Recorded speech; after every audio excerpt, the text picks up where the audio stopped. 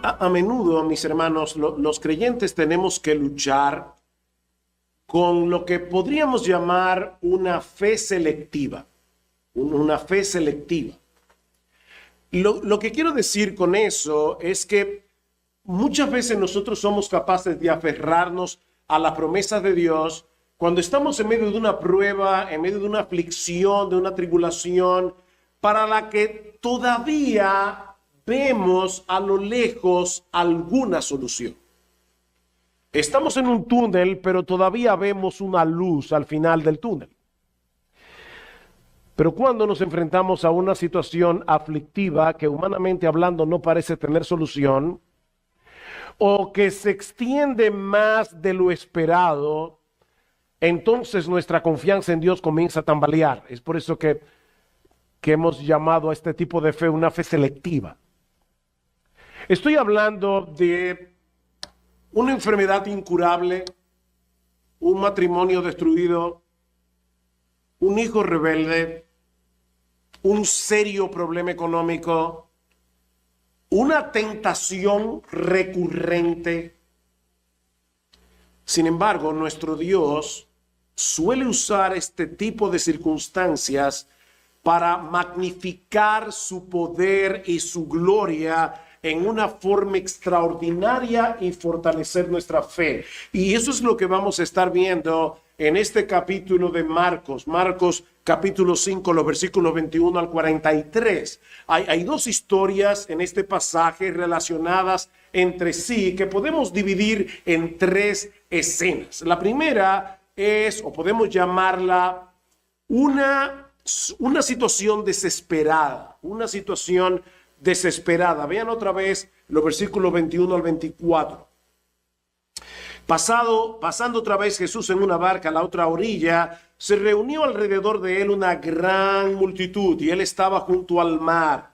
Y vino uno de los principales de la sinagoga llamado Jairo. Por cierto, Jairo es uno de los pocos personajes en el Evangelio de Marcos, aparte de los discípulos, que es identificado por nombre. Y es como si Marcos quisiera llamar nuestra atención a este personaje. Dice, uno de los principales de la sinagoga llamado Jairo, luego que le vio, se postró a sus pies y le rogaba mucho diciendo, mi hija está agonizando, ven y pon las manos sobre ella para que sea salva y vivirá. Fue pues con él y le seguía una gran multitud. Noten que Marcos ha dicho ya 2 veces que Cristo estaba rodeado de una gran multitud y le apretaban.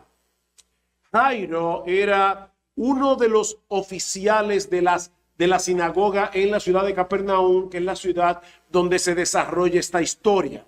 La sinagoga era ese lugar donde los judíos se reunían para adorar al Señor en el día de reposo cuando estaban lejos del templo de Jerusalén. Cada sinagoga tenía un oficial o un grupo de oficiales que eran los que se encargaban de supervisar todo lo concerniente al culto. Ustedes llegaron aquí esta mañana, había un culto organizado, una persona dirige, hay unos himnos que ya fueron seleccionados previamente, el predicador también fue seleccionado previamente. Hay personas que están pensando cómo hacer de este tiempo un lugar edificante. Eso requiere de planificación. Bueno, eso era exactamente lo que hacían los oficiales de la sinagoga. Generalmente eran personas laicas, elegidas por la comunidad debido a su carácter, debido a su devoción religiosa. De manera, mis hermanos, que Jairo era muy conocido, probablemente muy respetado en la ciudad de Capernaum. Y cuando llega delante de Jesús, se postra delante de él en actitud suplicante porque su hijita, dice en la Biblia de las Américas, su hijita estaba al borde de la muerte. Más adelante Marcos nos va a decir que esta niña tenía 12 años. Y en el Evangelio de Lucas se añade el dato de que era hija única. Así que, mis hermanos, aquí estamos en una situación sumamente sensible, angustiosa, desesperada. Pero Jairo cree que Jesús es capaz de sanar a la niña. Y esa fe no nace en un vacío. Recuerden que fue en Capernaum donde Cristo liberó a un endemoniado. En Marcos capítulo 1, versículos 21 al 28. De hecho, fue en la ciudad de Capernaum donde Cristo realizó la mayoría de sus milagros. Así que Jairo había sido testigo del poder, de la compasión de Jesús. Y por eso le suplica de rodillas delante de todo el mundo que sane a su niña. Y de paso, mis hermanos, ese es uno de los propósitos de Dios en la aflicción. Mostrarnos nuestra dependencia, hacernos conscientes de nuestra debilidad para movernos a refugiarnos en Él. Decía Spurgeon, cuando la hierba está mojada por la lluvia, el fuego se apaga. Pero cuando todo está seco y árido, entonces se prende con facilidad y arde intensamente. Así también, dice él, en los tiempos de prosperidad, nuestros corazones tienden a apagarse en el amor a Dios. Pero cuando las pruebas y aflicciones nos secan, el fuego del espíritu de oración arde más intensamente en nuestras almas. La tragedia fue lo que trajo a Jairo de rodillas ante Jesús. Ahora, eso era muy arriesgado para un hombre de su posición social y religiosa. Recuerden, Jairo era un principal en la sinagoga. Todo el mundo sabía quién era Jairo. Y para este punto de la historia en los evangelios, ya Cristo era sumamente aborrecido precisamente por la cúpula religiosa de Israel. Pero él amaba a su hija más que a su reputación. Su corazón de padre no le permitía estar atento a ninguna otra cosa que no fuera a ese último rayo de esperanza en la persona de Jesús. Jairo sabía que no había mucho tiempo para estarse preocupando por guardar el protocolo de una persona de su rango. Pero de repente ocurre algo inesperado que pone a prueba la fe de Jairo.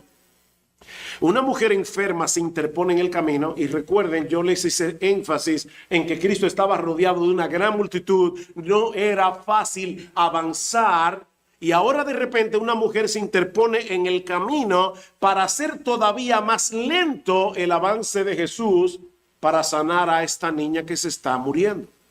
Y eso nos lleva a la segunda escena de este pasaje que podemos titular una dilación inquietante. Ya vimos una situación desesperada. Veamos ahora una dilación inquietante. Versículo 25. Pero una mujer que desde hacía 12 años padecía de flujo de sangre y había sufrido mucho de muchos médicos y gastado todo lo que tenía y nada le había aprovechado, antes le iba peor. Cuando oyó hablar de Jesús, vino por detrás entre la multitud y tocó su manto. Definitivamente, hermanos, la providencia de Dios es tan extraña en ocasiones. ¿Qué edad tenía la niña? 12 años. ¿Cuánto tiempo tiene esta mujer enferma? 12 años. Así que en el mismo año en que esta niña nació, enferma esta mujer. Y estas dos historias se mantienen separadas la una de la otra hasta que de repente quedan unidas para siempre por el encuentro con Jesús. Dios había orquestado las cosas para que la enfermedad de esta mujer, que había comenzado 12 años atrás, de repente pusiera a prueba la fe de Jairo. A veces nosotros pensamos, oye, pero este era el peor momento para que me pasara tal o cual cosa. Lo que tú no entiendes es que Dios está orquestándolo todo, para su gloria y para el bien de su pueblo. Dios había orquestado las cosas para que el mismo año probablemente en que esta niña nace, esta mujer enferma. Y Dios iba a usar, en algún punto de la historia, iba a usar la enfermedad de esta mujer para probar a Jairo.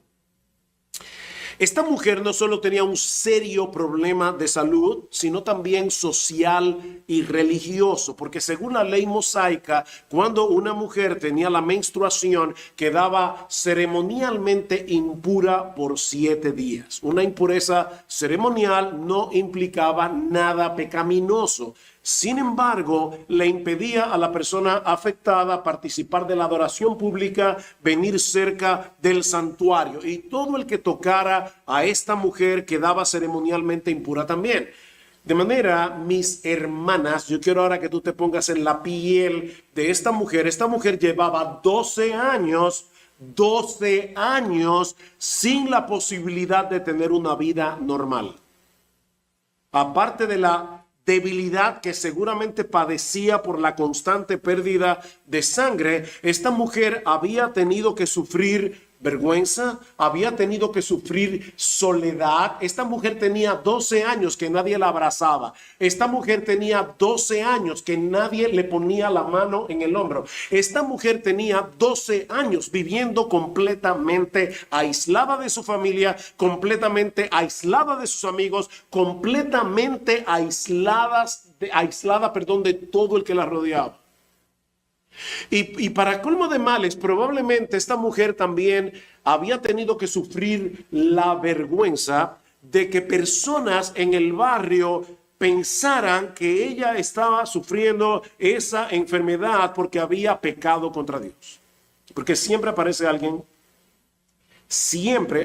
alguien con un comentario cruel, con un comentario completamente inadecuado que añade prueba a la prueba. Y déjame decirte algo, mi hermano, mi hermana, si eso te ha pasado, y estoy casi seguro que te ha pasado, eso también es parte de la providencia divina. Esos comentarios. Todos estos elementos suelen mezclarse en las pruebas. Y para colmo de males, ella había gastado prácticamente todo lo que tenía en manos de un médico y otro médico y otro médico y otro médico. Se había empobrecido y Marcos dice que no había mejorado absolutamente nada, estaba peor. ¿Qué situación? Esta mujer había perdido toda esperanza. De hecho, ese es el tema prácticamente de este capítulo, porque si ustedes leen el capítulo 5 de Marcos, se van a dar cuenta que aquí tenemos a un endemoniado que nadie podía controlar, aquí tenemos a una mujer que nadie podía sanar y a una niña que nadie podía revivir. Es un capítulo donde la desesperanza está por todas partes, hasta que de repente esta mujer escucha que Jesús ha vuelto a Capernaum. Y al igual que Jairo, ella decide poner a un lado su condición de impureza y mezclarse entre la multitud para llegar hasta él. Porque ella pensaba, si tan solo toco su manto, sanaré. Y realmente cuando esta mujer toca el manto de Jesús, ¿qué sucede? Versículo 28 dice, porque decía, si tan solo tocare su manto, seré salva. Y enseguida, una frase muy característica de Marcos, y enseguida la fuente de su sangre se secó y sintió en el cuerpo que estaba sana de aquel azote. Lo que los médicos no habían podido hacer durante 12 años, Jesús lo hace en un segundo y gratis. Nuestro poderoso y precioso y compasivo Señor.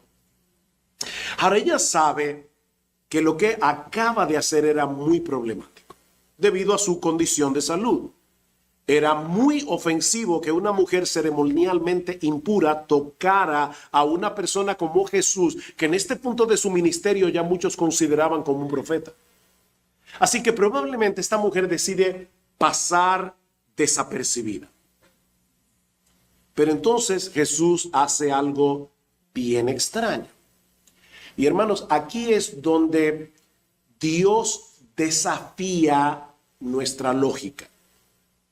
No olviden que ellos van camino a la casa de Jairo. Hay una niña que se está muriendo. Era más que obvio que no había tiempo que perder, pero en vez de apurarse, Jesús se detiene para ponerse a conversar con esta mujer. Versículo 30. Luego Jesús, conociendo en sí mismo el poder que había salido de él, volviéndose a la multitud, dijo: ¿quién ha tocado mis vestidos? Sus discípulos le dijeron: ¿ves que la multitud te aprieta y dices quién me ha tocado? Pero él miraba alrededor para ver quién había hecho esto. Aparte de que Jesús está rodeado por un montón de personas que lo está apretujando por todas partes, hay una niña a punto de morir y él se detiene a preguntar quién lo tocó. Eso parece absurdo, ¿verdad? Pero él quiere que todo el mundo sepa lo que ha sucedido con esta mujer. Y voy a mostrarle en un momento por qué. Vean el versículo 33. Entonces la mujer, temiendo y temblando, sabiendo lo que en ella había sido hecho, vino y se postró delante de él y le dijo toda la verdad. Y él le dijo: hija, tu fe te ha hecho salva. Ve en paz y queda sana de tu azote. Hay al menos tres cosas importantes que debemos resaltar aquí. La primera es, y me encanta porque Joel estaba hablando acerca de cómo la iglesia es columna y baluarte de la verdad hace un momento, y la primera es que el Señor aprovecha la ocasión para instruir a esta mujer. Recuerden que ella creía que por tocar el manto de Jesús podía sanarse, pero ahora Jesús le hace ver que su ropa no tuvo nada que ver con ese milagro. ¿Qué le dice Cristo? Versículo 34, hija, mi ropa, no, tu fe, no mi ropa, tu fe te ha hecho salva. La ropa de Cristo no tuvo nada que ver con el milagro. Fue por causa de su fe que ella fue sanada. La ropa de Cristo no tenía ningún poder. Y de hecho, mis hermanos, mis hermanas, la fe tampoco. Hay personas que dicen: la fe mueve montañas. ¿Han oído eso, verdad? No, la fe no mueve ni un mosquito. La fe no hace nada. El que puede mover montañas es Cristo por medio de la fe. De hecho, yo sé que nosotros solemos decir que la fe salva y yo puedo entender el lenguaje, pero la fe no salva, mis hermanos. El que salva es Cristo por medio de la fe. Es Cristo el que salva, no la fe. Así que, como dice un comentarista, esta mujer tenía una fe fuerte y una teología débil. Y Cristo aprovecha para exaltar su fe y corregir su teología.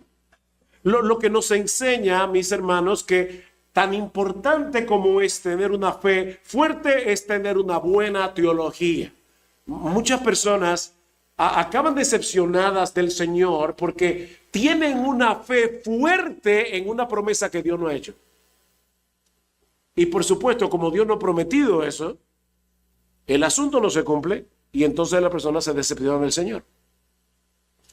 Todas las cosas obran para bien.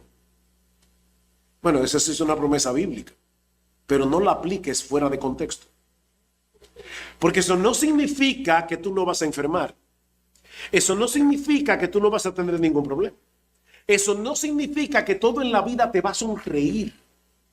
Si lees el texto en su contexto, te vas a dar cuenta que lo que Pablo está diciendo en Romanos 8:28 es que Dios orquesta todas las cosas para que obren para el bien de hacernos cada vez más semejantes a Jesús. Así que si tú crees que por Romanos 8:28 ningún mal tocará tu morada, como dice el Salmo 91, y lo aplicas incorrectamente, probablemente termines decepcionado del Señor.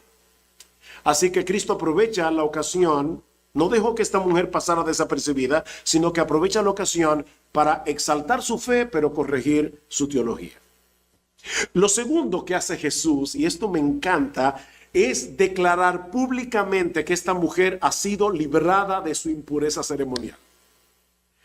Recuerden que por primera vez en 12 años, esta mujer comenzaría a vivir una vida normal. Por primera vez en 12 años, esta mujer comenzaría a mezclarse con la gente. Esta mujer va a poder ir al mercado. Esta mujer va a poder congregarse en la sinagoga. Esta mujer va a poder abrazar a su familia por primera vez en 12 años. Así que fue por su bien que Jesús no permitió que este milagro pasara desapercibido. Pero hay algo mucho más importante aquí. Dice en el versículo 34, él le dijo: hija, tu fe te ha hecho salva. Y esto es un juego de palabras, porque en el idioma original en que se escribió el Evangelio de Marcos, la palabra que se traduce aquí como salvar es la misma palabra para sanar. Así que esta mujer que había venido donde Cristo para ser sana de su enfermedad, había recibido no solamente sanación, sino también salvación. Por eso le dice: hija, vete en paz. Y la idea es: hija, comienza a disfrutar del shalom de Dios. No es simplemente vete en paz, como vete tranquila. No. La idea en la mente del judío es: comienza a experimentar, comienza a disfrutar del shalom de Dios. El shalom es la plenitud que solo podemos experimentar en comunión con Dios. Cristo dice: yo he venido para que tengan vida y para que la tengan en abundancia. Ahora, volviendo a la historia de Jairo, imagínense la irritación de los apóstoles y la angustia de Jairo, que va en aumento cada segundo. Su niña está en peligro de muerte. La multitud que rodea a Jesús no lo deja avanzar más rápido, pero él decide detener la marcha para conversar con esta mujer. Mis hermanos, mis hermanas, lo que Jesús está haciendo aquí, no solo humanamente hablando parece irracional, sino también irresponsable.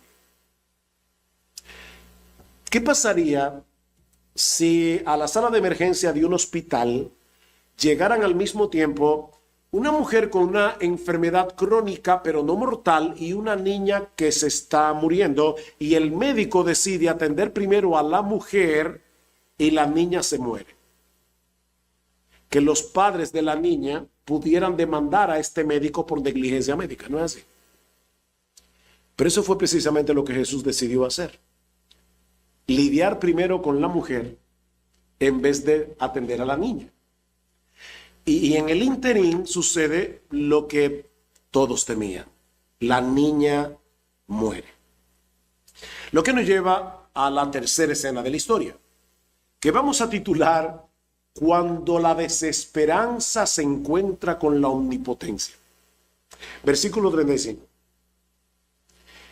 Mientras él aún hablaba, vinieron de casa del principal de la sinagoga diciendo: tu hija ha muerto, ¿para qué molestas más al maestro? ¿Recuerden lo que yo les decía hace un momento sobre los comentarios crueles? Este es uno de ellos. O sea, la niña de este hombre acaba de morir. Y esta gente llega de la casa a decirle: se murió tu hija, ya no molestes más a Cristo.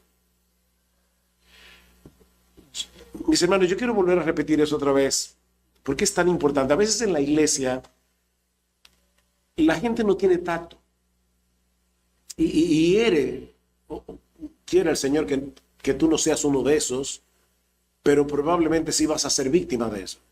La gente no tiene tacto.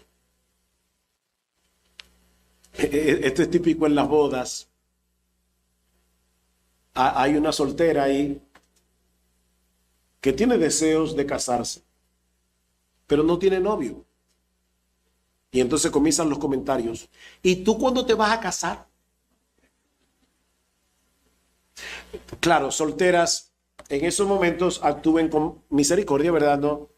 No con molestia, pero a veces yo pienso que una respuesta sería: ¿qué tú quieres? ¿Que ponga un anuncio en el periódico? O sea, ¿qué comentario más inadecuado? Pero vuelvo y repito, mis hermanos, es que eso es parte de la prueba. ¡Qué crueldad! Tu hija ha muerto así, ¡pam! ¿Para qué molestas más al maestro.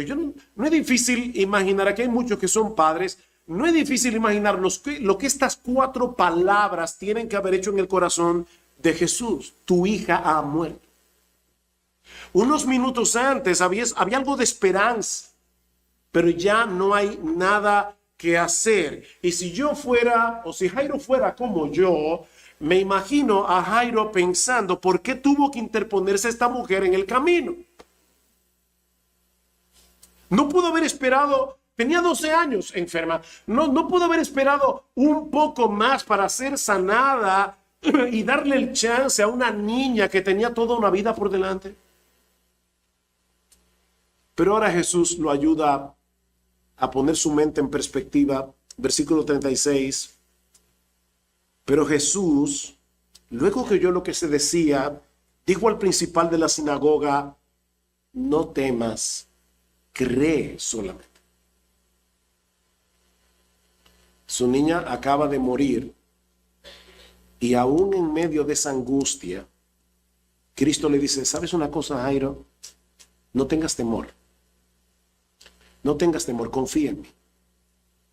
Cree solamente.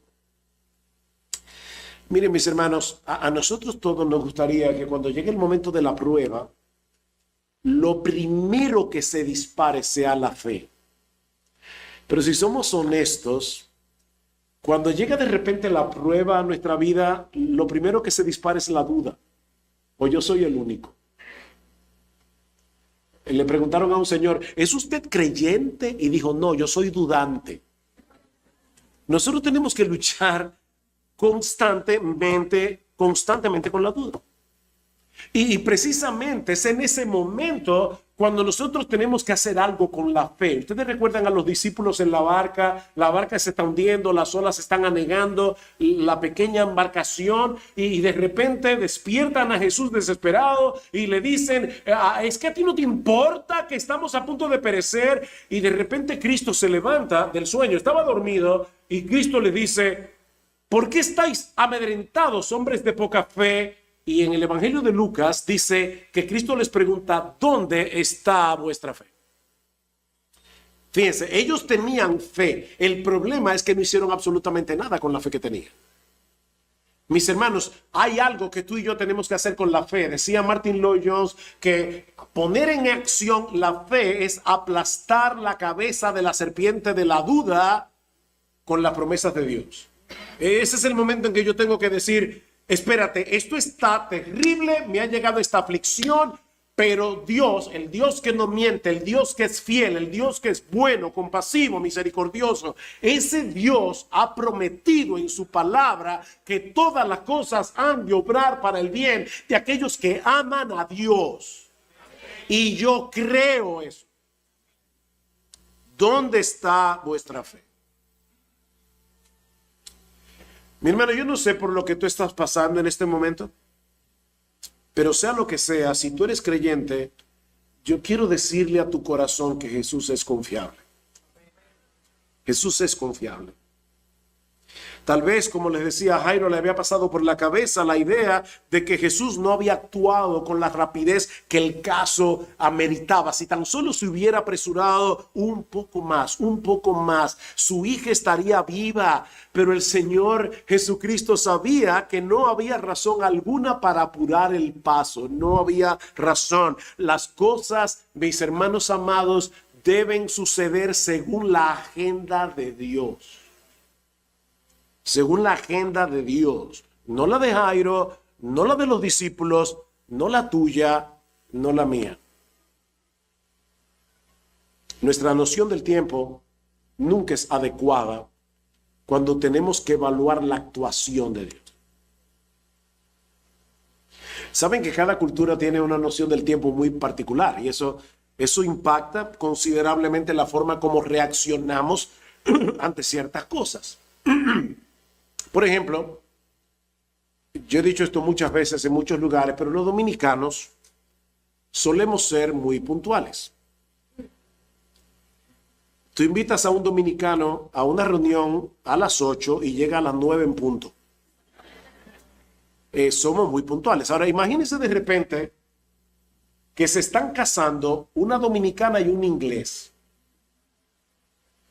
El año pasado mi esposo y yo estuvimos en Londres y un hermano me invitó a conocer la ciudad de Oxford y llegamos al tren y me llamó la atención, no se me olvida porque había un letrero que decía, el tren llega a las 9:04, ni siquiera y cuarto, no números redondos, a las 9:04. Yo decía, tus ingleses son increíbles.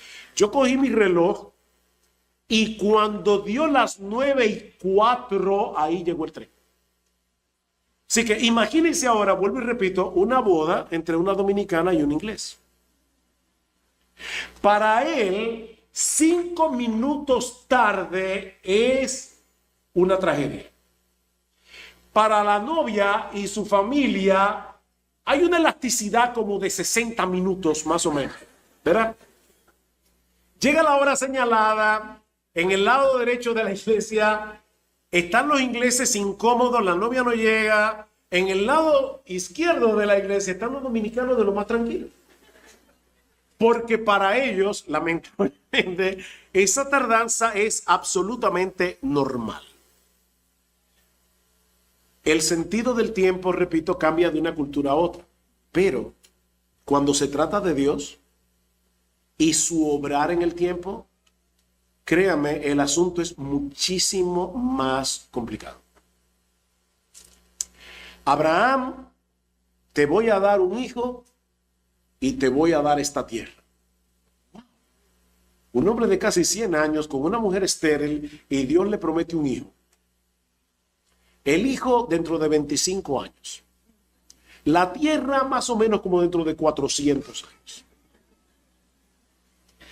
Uno se ríe, pero cuando es uno el que está en medio de la historia, ya uno no le da mucha risa. Señor, ¿qué es lo que está pasando? Yo te he pedido, yo no sé cuántas veces te he estado orando, Señor, por favor, respóndeme, por favor, socórreme. Y la prueba se extiende y se extiende y se extiende.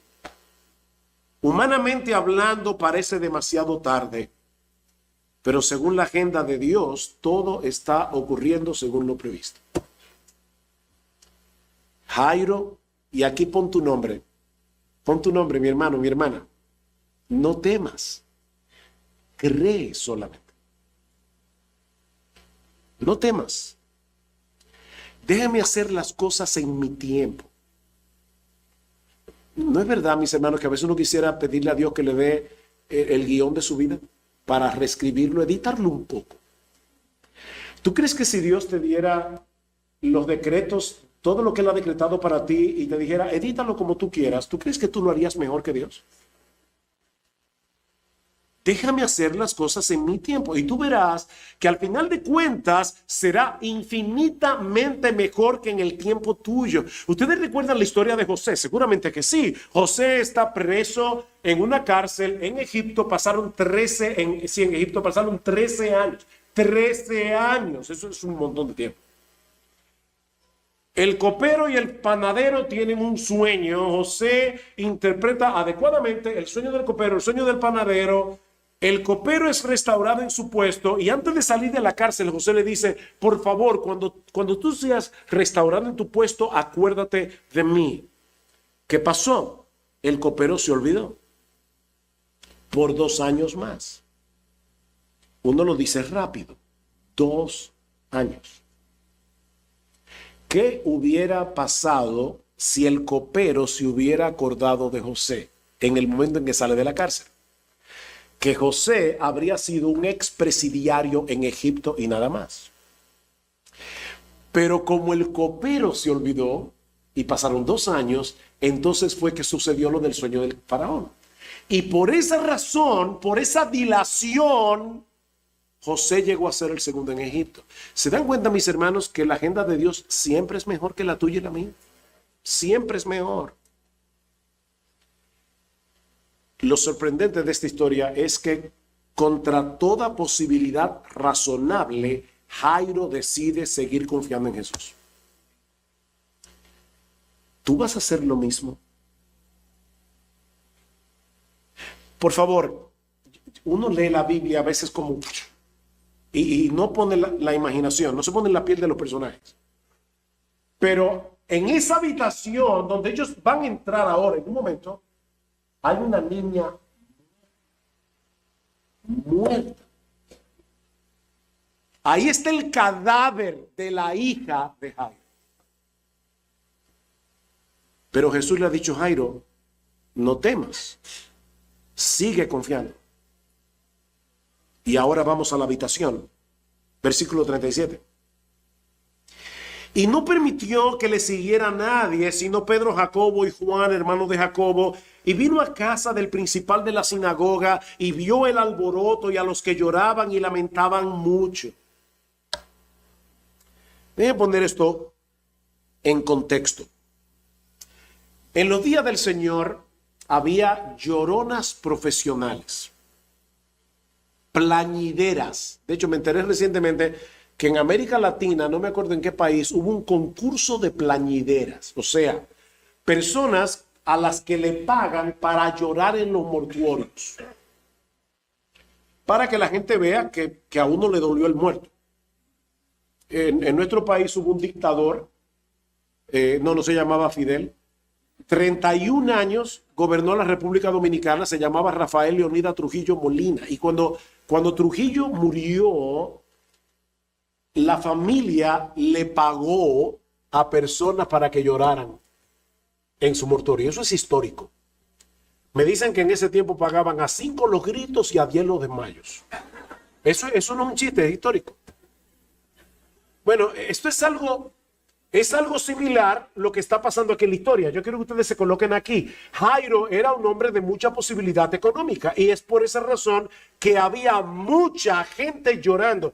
Por favor, imagínense la escena. Hay un montón de gente llorando. Y ahora de repente, Cristo dice lo siguiente. Esto es. Y entrando Jesús le dijo, ¿por qué alborotáis y lloráis? ¿Qué pregunta? Esto es como, ¿quién me tocó? Ya van dos preguntas raras que hace Jesús. ¿Por qué alborotáis y lloráis? La niña no está muerta, sino que duerme. Y se burlaban de él, mas él, echando fuera a todos, tomó al padre y a la madre de la niña y a los que estaban con él y entró donde estaba la niña. ¿Se dieron cuenta cómo en un segundo cambiaron del llanto a la burla? En un momento. Pero Jairo sigue creyendo en Jesús. Tanto así que él y la esposa deciden hacer exactamente lo que él les ordena. Entraron a la habitación donde está la niña muerta y lo que ocurre allí dentro es una extraordinaria mezcla de ternura, compasión y poder. Versículo 41. Y tomando la mano de la niña, le dijo, Talita cumi. Talita es una palabra aramea que significa muchachita. No es que se llamaba Talita. Talita, muchachita, levántate. Cumi. Lo que Jesús está haciendo aquí es similar a lo que hacemos los padres cuando llegamos a la habitación de uno de nuestros hijos y le decimos, mi amor, tesoro, ya es hora de levantarse para ir a la escuela. La única diferencia es que esta niña está muerta. Y de paso, Marcos dice que tocó la mano. ¿Se dieron cuenta? Tocó la mano de la niña. Y Marcos tiene un propósito en estos detalles, porque de nuevo hay una impureza ceremonial envuelta. Cuando una persona tocaba el cadáver de una niña, quedaba ceremonialmente impuro. Así que en menos de minutos Jesús ha sido tocado por una mujer con flujo de sangre y ahora él está tocando el cuerpo de un cadáver. Pero cuando es Jesús el que habla, su palabra es tan potente que los muertos no solamente escuchan su voz, sino que vuelven a la vida. Versículo 42. Y luego la niña se levantó y andaba, pues tenía 12 años.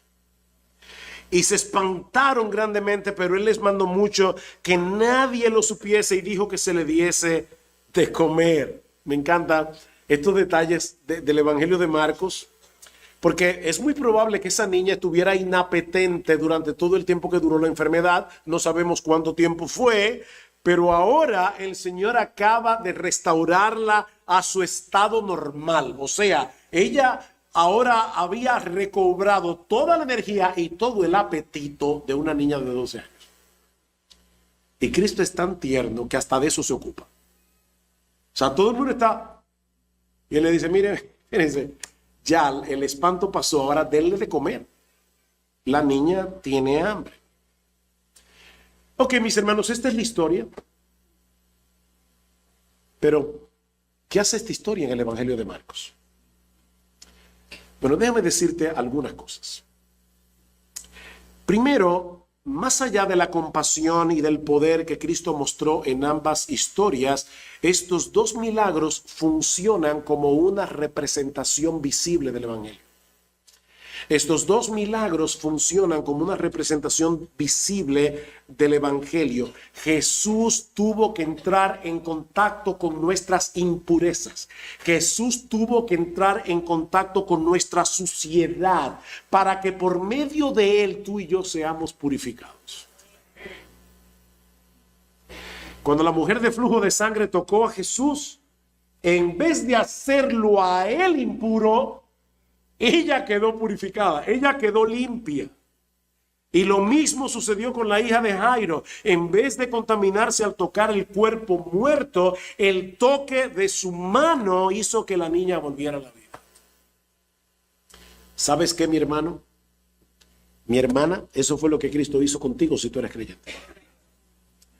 Tú estabas muerto en tus delitos y pecados, completamente muerto. Tú no estabas agonizando, tú no podías responder al evangelio, tú no podías, así como esta mujer no podía purificarse a sí misma, tú no podías purificarte a ti mismo de tus pecados, tú no podías purificarte a ti mismo de tus impurezas, así como esta niña no podía volver a la vida porque el padre Jairo lo quisiera. De la misma manera, nadie podía traerte a la vida espiritual. Estabas muerto, muerta en tus delitos y pecados. Tú eras un cadáver viviente. Espiritualmente hablando, eras un zombie. Pero Cristo, con su voz, te devolvió la vida.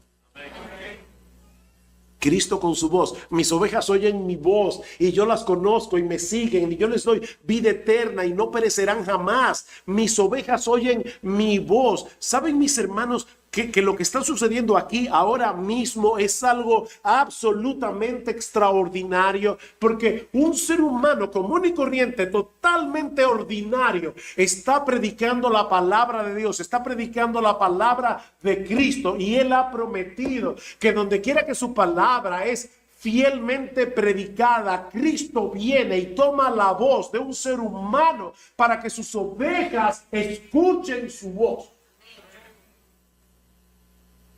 Eso es impresionante. Lucas 10:17, el que a vosotros oye, a mí me oye, el que a vosotros recibe, a mí me recibe. Decía alguien que Cristo toma la voz del predicador y a través de la voz del predicador alcanza a sus ovejas. Dice que la predicación le da pies y manos al Cristo vivo para caminar y llegar a cada uno de los suyos. Así que esto no es un mero estudio bíblico. Esto es una predicación de la palabra. Y cuando la palabra es predicada, cosas extraordinarias ocurren. No solamente los creyentes son edificados, es que los muertos espirituales vuelven a la vida. Mi amigo, déjame hacerte una pregunta. ¿En qué tú tienes puesta tu esperanza para el día de la muerte? Porque tú vas a morir. Porque si tu esperanza está puesta en cualquier otra cosa que no sea Jesús, en cualquier otra cosa que no sea su obra redentora en la cruz del Calvario, mi amigo, es mi deber, es mi responsabilidad decirte que tú tienes tu esperanza puesta en una ilusión. Solo Cristo salva. Y solo salva por medio de la fe. Al que no conoció pecado, por nosotros Dios a él lo hizo pecado para que nosotros fuésemos hechos justicia de Dios en él. Necesitamos abrazar a Jesús por la fe para ser librados del poder, la vergüenza, la culpa, la condenación del pecado. En ningún otro hay salvación, dice Hechos 4:12. No hay otro nombre bajo el cielo dado a los hombres en el cual podamos ser salvos. Hay un solo Dios y un solo mediador entre Dios y los hombres, Jesucristo, hombre. Yo soy el camino, dice Jesús, la verdad, la vida. Nadie viene al Padre sino por mí. Pero también aprendemos de estas dos historias, y yo les ruego al Señor que si tú estás aquí atribulado, el Señor consuele tu corazón en esta mañana. Aprendemos de estas dos historias que Dios no solamente sabe qué hacer en situaciones desesperadas, sino también cómo hacerlo y cuándo hacerlo. Dios sabe qué hacer, créeme, Dios sabe qué hacer en situaciones desesperadas. Él sabe cómo hacerlo y cuándo hacerlo.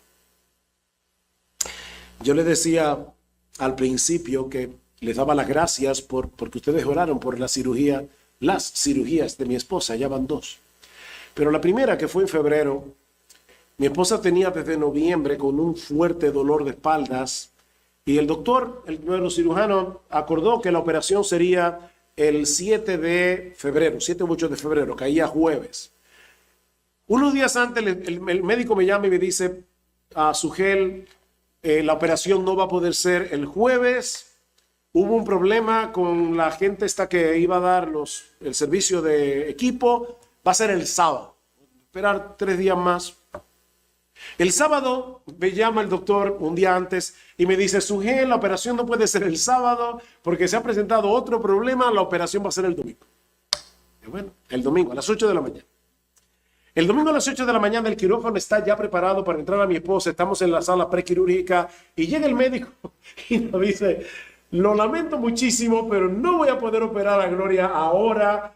Yo operé ayer a una niña de 12 años precisamente y se está desangrando, la niña se está muriendo y queremos aprovechar el quirófano que ya está esterilizado para operar a la niña. Y le dijimos, bueno doctor, nosotros confiamos en la providencia divina, opere a la niña. Cuando terminan de operar a la niña y luego entonces hubo que esterilizar el quirófano otra vez para operar a Gloria, cuando fui a verla, que me dijeron que ya había la operación había terminado, uno de los médicos que estaba ahí me dijo, ¿sabes una cosa, Sugel? Porque la cirugía se retrasó, esa niña está viva. Porque el neurocirujano no estaba supuesto a estar aquí el domingo, él debía venir el sábado. Pero precisamente porque la cirugía se pospuso y estaba pautada la cirugía de Gloria para las 8 de la mañana, el quirófano ya estaba esterilizado y la niña se estaba muriendo. Dios siempre sabe cuándo, cómo hacer las cosas. Jesús no estaba siendo negligente con esta niña moribunda. Esa supuesta tardanza era parte de su amor. ¿Tú crees eso? Esta supuesta tardanza era parte de su amor, porque Jairo no se acercó a Jesús para pedirle que resucitara a su hija. Él se acercó para pedirle que la sanara, pero Cristo al tardar le dio el chance a Jairo y a su esposa y a todo el que estaba allí de ver su gloria en una forma más real, más concreta y fortalecer su fe.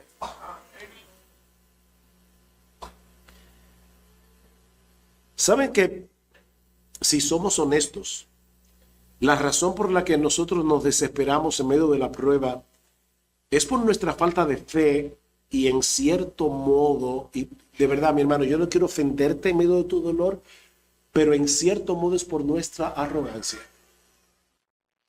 Es por nuestra arrogancia. Y yo lo sé porque yo he tenido que lidiar con esa soberbia en mi propio corazón, muchas veces. En el fondo, lo que está detrás de nuestro descontento es el pensamiento de que si Dios nos hiciera caso, las cosas funcionaran mejor. Y por eso nos abatimos.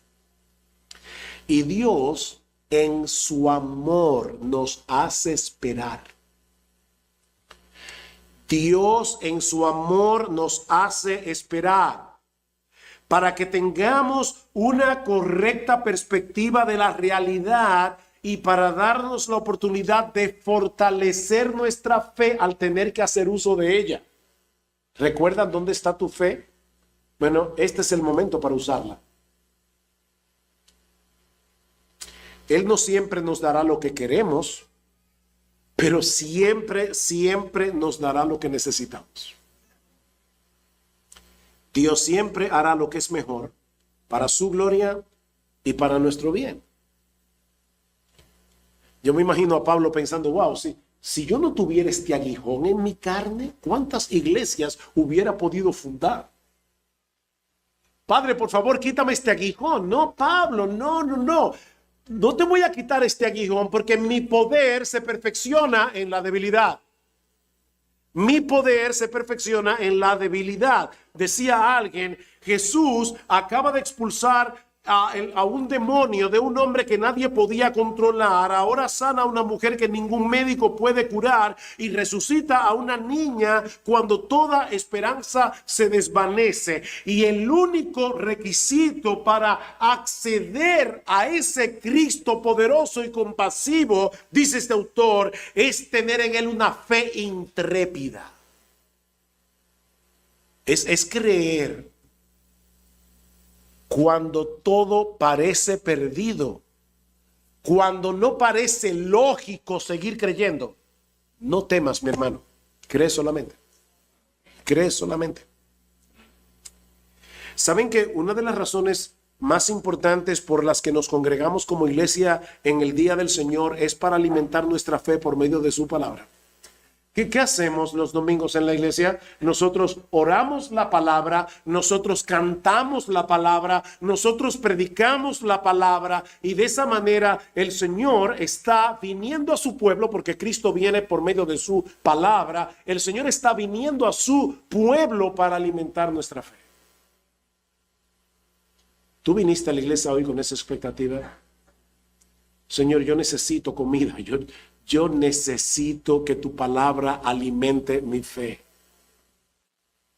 El otro día uno de los pastores nos envió por el chat de pastores un poema escrito por Paul David Tripp en un libro que se titula, en inglés es Sunday Matters, pero en español sería El Domingo Importa. Y ahora escuchen parte de este poema. Tengo un problema en mi vista. No es que mis ojos físicos estén apagando. Mi problema son los ojos de mi corazón. A menudo me falta claridad de visión para vivir con un corazón sumiso, para vivir libre de quejas, para vivir con gratitud, para vivir con alegría, para vivir con un corazón tranquilo, para vivir con confianza en ti, para vivir para una gloria mayor que la mía, para vivir con la eternidad en mente, para vivir con una esperanza inquebrantable, para vivir con valentía humilde, para vivir una vida moldeada por el amor, para vivir dispuesto a perdonar, para vivir con un corazón generoso, para vivir con un afligido por mi pecado, para vivir comprometido con la confesión y el arrepentimiento, para vivir descansando en la justicia de Cristo, para vivir una vida de fe, no de miedo, para vivir creyendo que tú me has dado todo lo que necesito, para vivir libre de la adoración de ídolos, para vivir con un corazón tierno y maleable, para vivir de verdad. Con demasiada frecuencia dejo que las luchas y las decepciones de la vida dominen tanto mi visión, mi meditación, mis interpretaciones, que quedo temporalmente ciego a ti, a tu presencia, a tus promesas, a tu poder, a tu gracia siempre activa. Dejo que los problemas me definan, dejo que las decepciones digan quién soy, dejo que el miedo abrume a mi fe, dejo que las quejas tomen el lugar de la alabanza. Dejo que mi ceguera me haga preguntarme dónde estás, qué estás haciendo, si acaso escuchas mis clamores, si tus promesas todavía son confiables. Dejo que mi ceguera me haga colocarte en la corte de mi tribunal y cuestionar tu fidelidad y tu amor, de manera que corro de nuevo con tu pueblo. no solo para cantar canciones de redención, no solo para escuchar la instrucción de tu palabra, sino para que, ayudado por estas cosas, pueda abrir los ojos de mi corazón, pueda contemplar tu belleza una vez más, pueda tener una visión corregida de las cosas, pueda verte una vez más en la gloria de tu esplendor, en la majestad de tu gracia, y habiendo contemplado tu belleza, postrarme en gozosa rendición y levantarme a vivir con la esperanza restaurada y el coraje de una fe renovada. ¿Vas a poder salir de aquí así? Señor, vine con miopía hoy a congregarme con tu pueblo. Gracias por ayudarme a ver mejor. Estás alimentando tu fe por medio de la palabra.